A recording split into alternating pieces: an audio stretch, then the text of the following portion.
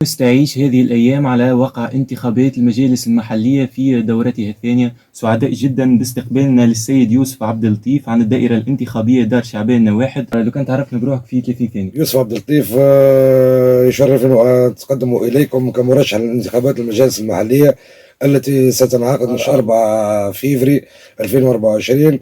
أتمنى الحصول على دعمكم وثقتكم لي في شخصي. لقد قررت بكل حماس خوض هذا الاستحقاق الانتخابي التي سيشمل معتمدي دار شعبان الفيري، وذلك لدفعنا نحو الأفضل.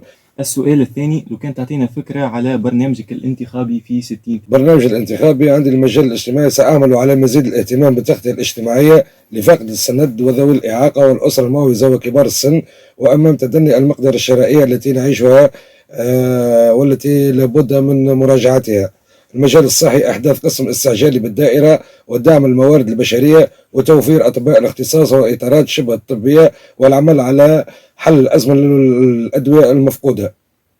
بالنسبة للمجال البيئي والتنمية المستدامة، الدفاع على مبدأ النظافة في كل المجالات، خاصة نظافة المحيط وأهمها نظافة اليد، معالجة وتوفير موضوع النفايات، السهر على إتمام المشاريع المتبقية من طرف المجلس البلدي المتخلي عن سبيل المثال إتمام السوق البلدي، مشروع البرنوسة والمحافظة على الثروة المائية ومقاومة التلوث البيئي.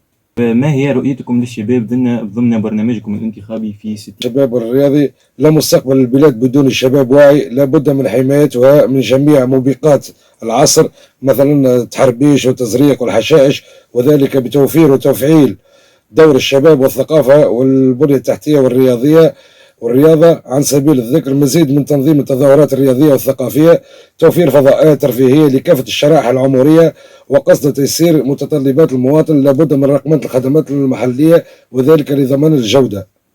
مساحة حرة، شنو تحب تقول للناخبين في 30 ثانية؟ والله نحب نقول لهم الناخبين، أوعدكم ببذل أقصى جهدي وذلك بالعمل على تحقيق هذه الأهداف السامية.